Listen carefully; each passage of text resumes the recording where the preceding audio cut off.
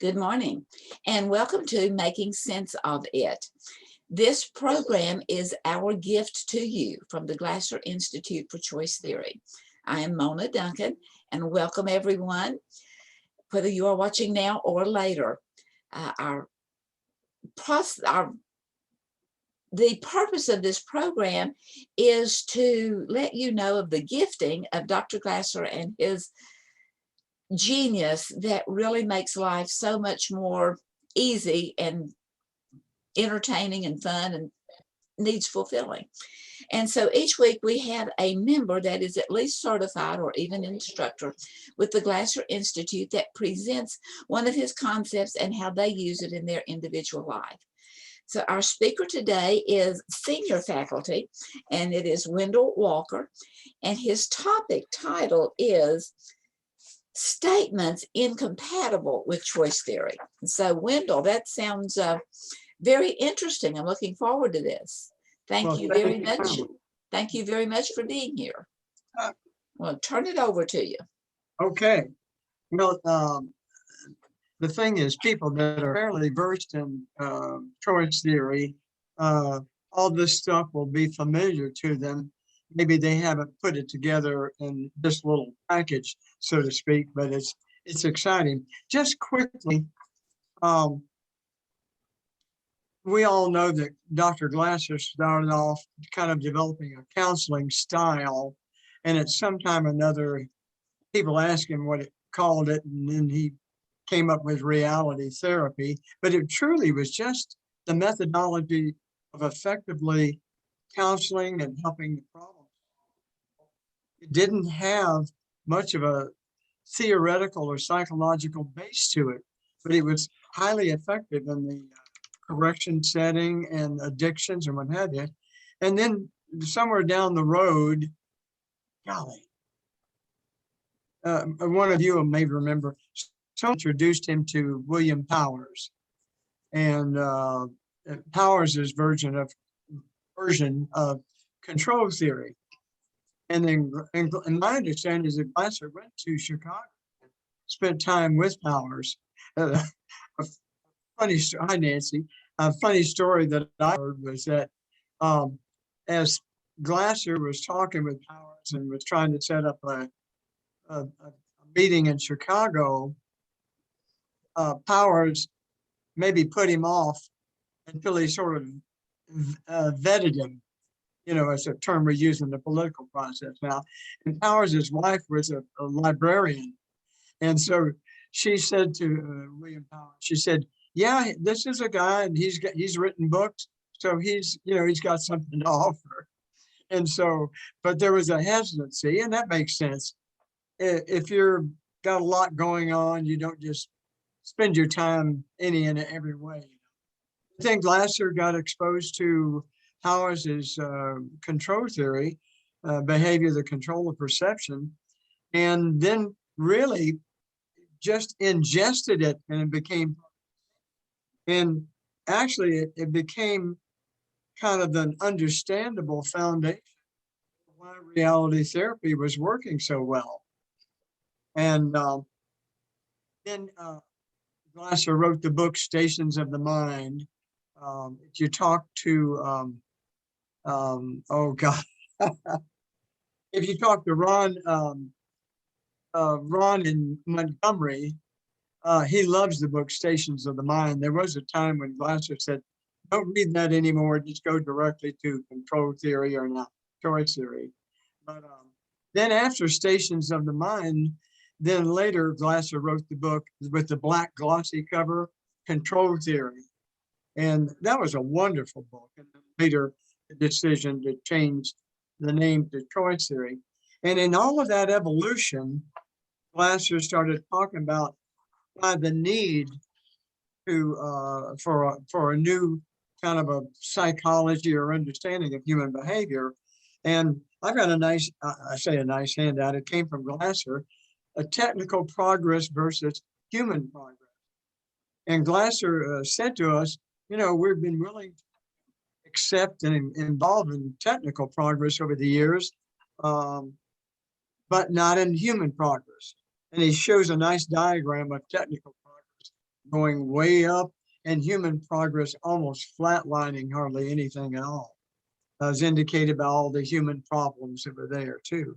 So at that time, and first of all, he called it stimulus response versus control theory, choice theory. And then later, changed it to external controlled psychology as opposed to internal controlled psychology. And then at that time, along about that time, it became really important to me to kind of revamp, to clean out my vocabulary from phrases and words that were anti-personal responsibility and that were not accurate. You know, I try not to say, oh, you always do this or I always do that, because that's not the case. Sometimes this, sometimes that. So the accuracy of language,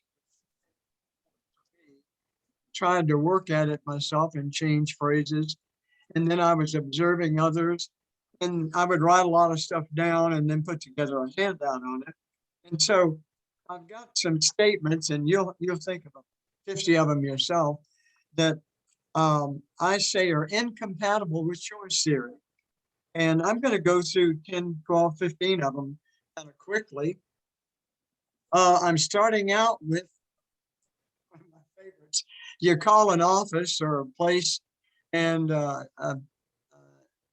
you ask for something. They say, well, he's not here, she's not here. And they likely could say, I'll have him call you. He doesn't call me. And you call him back and say, he hasn't called me. I thought you were going to have him call me. Well, of course, the person cannot have the other person call you. They can't make them call you. And so finally they say awkwardly, I gave him your message.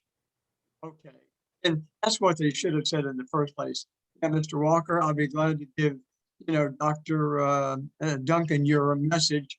And hey, she doesn't call me back. Well, I gave her your message. That's all I can say. And sometimes that person's in an awkward middle state because the receiving person has no interest in returning the message or the call. But anyway, the thing is, I'll have him call you. That's an incorrect statement.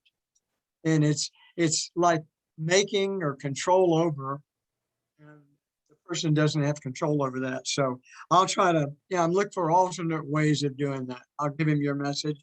I'll tell him you called. I'll tell him that you called again and how important you think it is. Is there anything else you could give me? Anyway, this sort of thing. Moving from inaccuracy to accuracy and personal responsibility. Another statement, this is kind of at the same time, I've heard people say, hey, why didn't you call me? Oh my God, I got so busy. There's so much going on. I didn't have time to call you. Well, I'm mathematically oriented.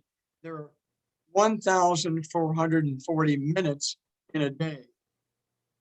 There are 10,080 minutes in a week. And I'll tell you what, I'm not going to embarrass myself or insult somebody else by saying, Mona, I didn't even have 1 minute to call you. And Mona says, Wendall, 10,080 minutes in a week. Oh, I'm sorry. Yeah. And so, I may say, listen, I dropped the ball. I didn't pay attention. My apologies for not calling. I apologize for any inconvenience. But I don't say I did not have time to call you, especially when I play tennis 30 hours a week and watch television and mess around, It's an incorrect statement. It's an insult. So I try not to do that. One of my favorites on these statements incompatible with choice theory, and it happens all the time in shows where they've got a therapist, a counselor, a psychologist, and the psychologist herself, himself, or somebody else interviewing them, they say, how did that make you feel? Well, what they really should be saying is, how did you feel when that happened? not how did that make you feel. The word make ought to just come out of my vocabulary for the most part, unless I address it, because this happening here doesn't make this happen over here. For those of you that have read Albert Ellis, and he talks about the ABCs of emotions, he talks about there's an event, an activating event that happens, and then there's a belief about it. C, a consequential emotion.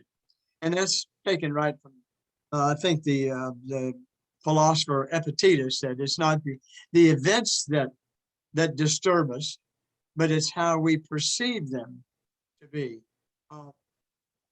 I went up to, I was living in Atlanta. I went up to Memphis. Lucy Billings had invited me to do some training there.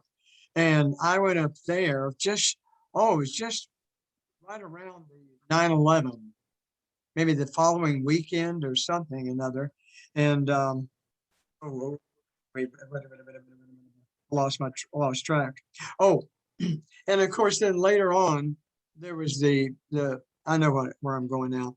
Later on, trying to track down who caused the attacks on the towers and so forth. And then Osama bin Laden became the name and the focus of all that too. Well, I gave away the punchline there. If you were in a classroom and someone came in and said,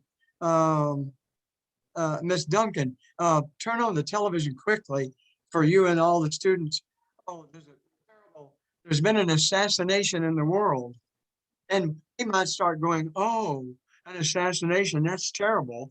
There's an event or a report of an event, then our belief about it. And who was it? Who was it?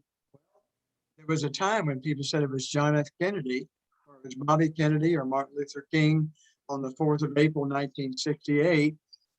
And we would be, most people would be traumatized. And so you say, who was it? It was Osama bin Laden. Well, there would be cheering in the room. There would have been cheering in the room. There would have been people who didn't like Osama bin Laden, but they didn't like the idea of people being assassinated, so they'd have mixed emotions. So it's not the event that causes the emotions. People will say, how did that make you feel? And it's just an incorrect statement. It did not. In fact, sometimes you ask people about something. Hey, when that happened, didn't you feel about so-and-so? You say, no. Oh, really? Because Joanne was devastated. And Robert was angry, but you didn't get that way. No, because I didn't know the person. I had no whatever, and I didn't, so that. Anyway, how did that make you feel? So it's just say, how did you feel about that? What kind of emotions, thoughts did you have? Another one here. Let's see, what have I got? Oh, my job is stressing me out. Friends with their colleagues and co-friends going to lunch. I say, how's it going? Oh my God, this job is killing me. It's stressing me out. And of course, their job is doing it to them. And all these things are external control psychology. The job is doing it to me. But the job could be very stressful. The people could be unappreciative of your work. They could even be negligent about, assignments of jobs. And yet, for a while, I was reading and studying a good bit about assertiveness versus passive behavior and aggressive behavior. And assertive behavior is just wonderful. It's wonderful being around assertive people. It's difficult being around passive people, and it's difficult being around aggressive people. It's a pleasure being around assertive people. And so what happens on the job? The person is letting everything run over them. They're just taking what happened. Well, I don't even have time to go to lunch. What do you mean you don't go? I work through my lunch hours. Sometimes Nancy Herrick will bring me a sandwich back or what have you. See, well, how is it, and of course, exploring this with the person, you'd find out that they're not standing up for themselves, not being assertive, and they just say yes to everything, or they fail to tell people what they need, or they don't have time. I use an example. I'll be sitting at a desk and I'll ask somebody to come in and be my boss and say, "Hey, Walker, I got a hot project for you." And so I say, "Oh, no, I am working enough as it is now." Well, this is not what the boss wants to hear. Me whining and about stuff and sounding like, blah, blah, blah. Um, Instead, I suggest to people to say, I stand up and say, "Hey, boss, what's up? I got a hot project." "Sure. You need me to take care of that for you?" "Absolutely." "All right. Yeah, that's what they want to hear." Just before you go, I'm working on 2 other hot projects that you said had to be done today. Now, I can stop both of them. That's this ABC thing and the XYZ. I can stop them and do this one for you, but then I'll only be able to get one of those others done today. Which do you? So what happens? The person takes it on themselves. They work through the lunch, they stay late, they come early, and then there's no incentive for people to ever hire another person or reconsider things because you somehow or another get it done. So the job is stressing me out. And then we could talk about alternate uh, sayings to that. Really, what's happening is that currently I'm not equipped. I can't figure out how to manage this job without getting emotionally or physically. Uh, my coping skills, my assertive skills, my whatever are not that good, but the person doesn't know that. But in problem solving and counseling with them, we would start talking about what do you have control over and not. So, so you're saying to me every time the boss comes in with a project, you just say okay, and you never let them know how busy. Yeah, yeah, yeah, yeah. So it's interesting, but I want to, and one of the things that all of you do, and in the course of a school principal mentoring a teacher, a parent with their kid, a supervisor with a person, is we want to re-educate people to start shifting from external psychology language. I need to do it in a way that doesn't um, penalize them, label them, insult them, or what have you. And so, but I want to get them away from thinking that everything out there is. There's an interesting thing.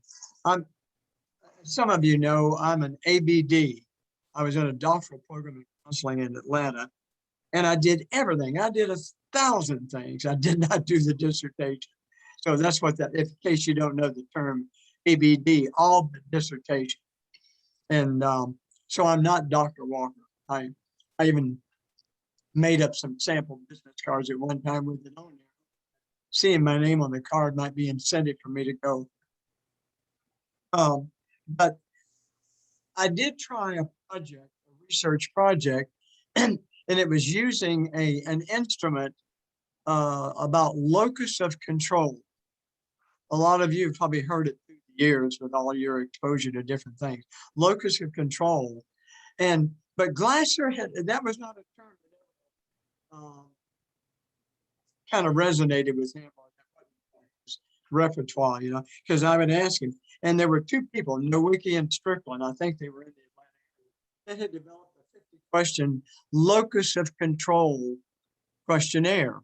And it was all about, to what extent do you think your life is external things or internal things? You'd answer the question, and there would be your score, and you'd say, wow, this person's got an external control. So one of the things we're doing in choice theory and reality therapy and quality management, lead management work, is shifting the language from external to internal. And it took a while for me to realize how infinitely empowering that is. The person who felt like they have nothing, nowhere to go, starts to see options. And just just that they do have some options, and you know it's empowering. I don't know what made me think of this, but one of my role plays I do training is I like a 16-year-old boy who is sent to the counselor, and his complaint is that his dad is on his case, is that always on his case. And you explore and you find out he's on his case because the kid's not doing what the parents are expecting. And so you say, what do you want? Well, I want him off my case. Can you get him off my case? I say, no. But what we do here is we help young people like yourself figure out how to get him off. You're empowering you to start doing the things. And it's um, so you don't understand. He's so blockheaded. He's so rigid. He's never going to change. Oh, so you keep getting less and less freedom, and he's never going to change. And so it looks kind of hopeless for you. You're hoping he'll change so your life will get better, but he's not going to change. And so I'm wondering, if he's not going to change and nothing changes, is your life going to get better or worse? It's going to get worse. Well, what do you have control over here? Are you saying I got to change?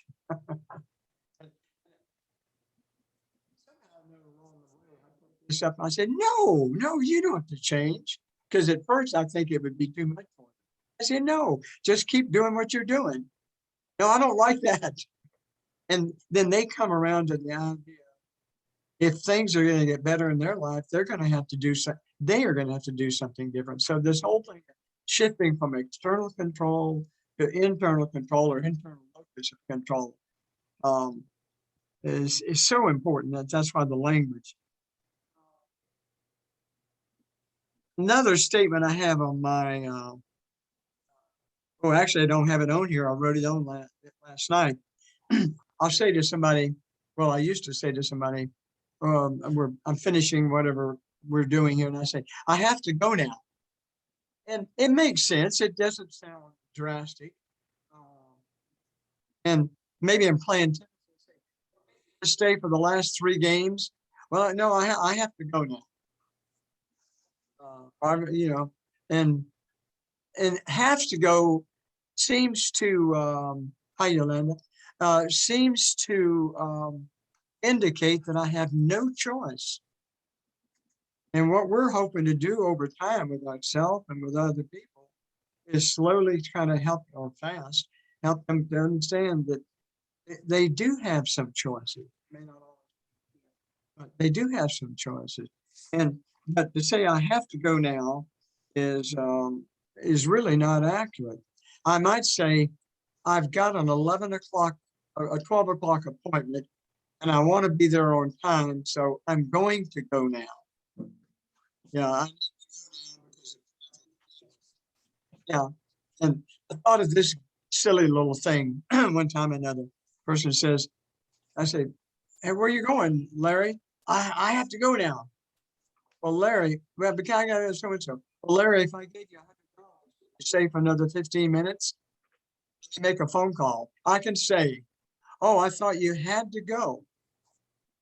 So, I mean, it's kind of silly, but I'm hoping that it sort of emphasizes that if the person had to go, they had no choice, but they really had an option of maybe calling, hey, Sharon, something has come up. Could, instead of 12 o'clock, could you absorb me being there at 12:30? Good today. Okay. So now I don't have to go, but anyway, just the have to go. Hey, Larry, where are you going? I have to go now. Hey, stay, because I want to introduce you to Tiffany. Are you kidding me? She's coming? I don't have to go. Oh, how did that change all of a sudden? Oh, Tiffany. But anyway, it is so easy, because how many hundreds of thousands of times have we said all these things ourselves, and they've been said to us? especially from external control psychology parents, bosses, maybe some educators, that sort of thing too. So I don't have to go now. I'm going to go now because I want to be on time. I want to get there. Let's see what else I got. Wendell. Yeah, yeah. Could we postpone this and look at the rest of your incompatible statements next week? I'm gone next week to Atlanta. Okay, we'll set up another date. How about that? Our Huh? time is running Oh out. my goodness, the time, yeah. Well, but I'll be glad to do it another time. Okay, good Yeah. deal. Good Let deal. me give you a little teaser. Okay. The next series would be You Make Me Happy. You Turn Me On. Okay. Yeah. This weather is making me depressed. Okay. So All right. what we talked about today, are we looking at the fact, am I understanding you to say that the bottom line is the locus of control is on moi? Oh, look at you, en français. Mais oui, vous avez raison. So it's within each of us, and it depends on our beliefs, and it depends on everything that's happened to us from conception on as to how we see it, as to how we respond to it. Yeah. Yeah. Now, this should be a good discussion for us here. It's in each of us, but if I haven't come to that realization yet, I mean, it's still there, but I haven't come to embrace it or to understand the power that I've got or the skills. But Right. I agree with you on the one hand, but it's not currently usable if I don't realize that I haven't, you know. Right. But I agree with you on that. Yeah. Okay, well, those of you that are here with us live, please stay. We're going to close the airways, and but you stay because we're going to open it up, and you can make comments or talk with Wendell or ask your questions. In the meantime, thank you for being here, everyone, and good mental health and a good day and many blessings.